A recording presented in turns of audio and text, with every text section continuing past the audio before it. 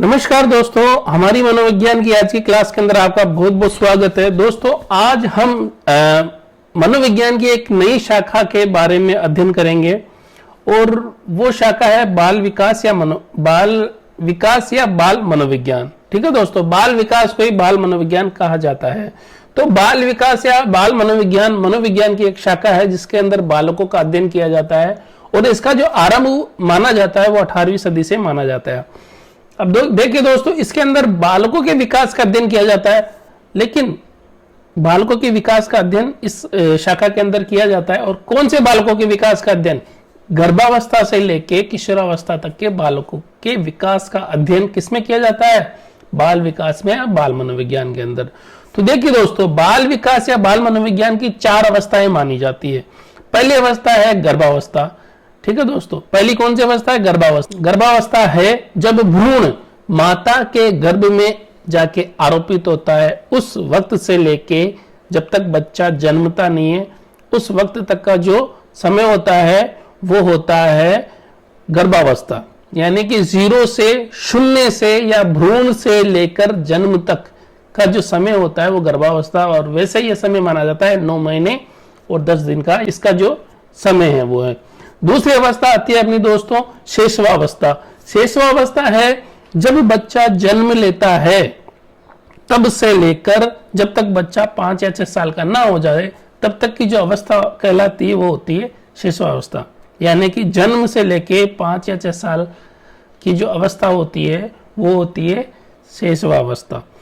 दोस्तों, तीसरी जो अपनी अवस्था है वो है बाल्यावस्था। बाल्यावस्था है 5 या 6 वर्ष से लेके 12 या 13 वर्ष तक की जो अवस्था है बालक की वो होती है बाल्यावस्था। और चौथी जो अवस्था है दोस्तों हमारी है किशोरावस्था। किशोरावस्था हो गया अपनी 13 वर्ष से लेके 18 वर्ष तक के बालकों या किशोरों की जो अवस्था होती है वो होती है किशोरावस्था। तो देखिए दोस्तों, यहां पे हम देखते हैं एक बर्क महोदय है। बर्क नाम के मनोवैज्ञानिक थे। बर्क नाम के मनोवैज्ञानिक ने मनोविज्ञान को परिभाषित करते हुए बोला कि बाल मनोविज्ञान व्यवहार का वैसा विज्ञान है जैसा बालकों के व्यवहार का अध्ययन करने वाला विज्ञान है। यानी कि इसने बोला बाल मनोविज्ञान व्यवहार का विज्ञान है। कैसा विज्ञान है? जैसा बालकों के व्यवहार का अध्ययन करने वाला विज्ञान है। यानी कि ये बाल मनोविज्ञान एक तरह का विज्ञान है और वो वैसा ही विज्ञान है जैसा कि जो कोई सा विज्ञान बालकों के व्यवहार का विज्ञान, बालकों के व्यवहार का अध्ययन करने वाला विज्ञान है। ठीक है दोस्तों, व्यवहार का विज्ञान है। कैसा विज्ञान? जैसा बालकों के व्यवहार का अध्ययन करने वाला विज्ञान है।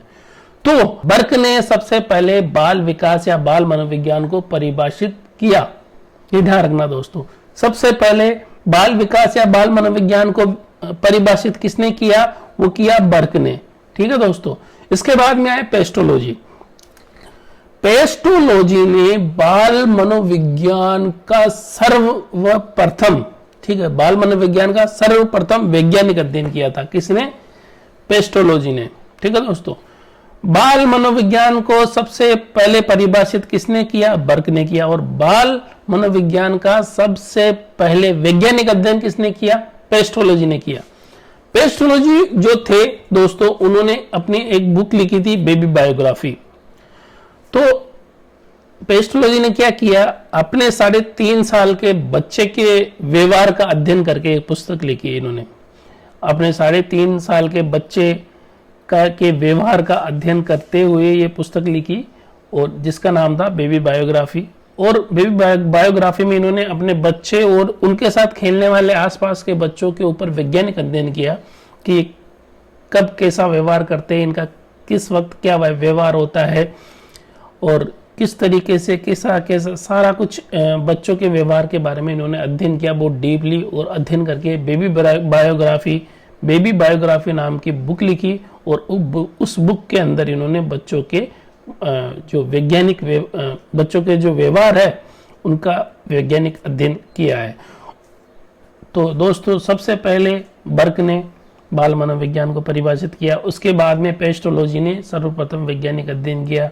ठीक है दोस्तों, इसके बाद में आते हैं स्टैनली हॉल। स्टैनली हॉल ने बाल मनोविज्ञान की एक प्रश्नावली का निर्माण किया था। स्टैनली हॉल ने बाल मनोविज्ञान की एक प्रश्नावली का निर्माण किया था जिससे बालकों के व्यवहार का पता चल सके, और वो प्रश्नावली का निर्माण किया था स्टैनली हॉल ने।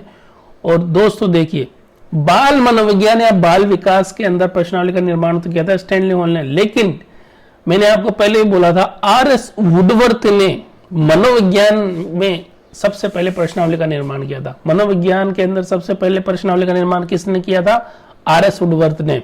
और बाल मनोविज्ञान के अंदर या बाल विकास के अंदर प्रश्नावली का निर्माण सबसे पहले किया था स्टैनली हॉल ने।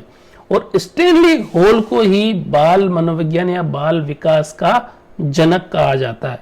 ठीक है, स्टैनली हॉल को क्या कहा जाता है? बाल मनोविज्ञान या बाल विकास का जनक। तो देखिए दोस्तों, यहाँ पे बर्क ने तो सर्वप्रथम परिभाषित किया बाल मनोविज्ञान को, पेस्टोलॉजी ने सर्वप्रथम मनोविज्ञान का ये बाल मनोविज्ञान का वैज्ञानिक अध्ययन किया। उसके बाद में स्टैनली हॉल ने प्रश्नावली दी बाल मनोविज्ञान की, और स्टैनली हॉल को ही बाल विकास या बाल मनोविज्ञान का जनक कहा जाता है।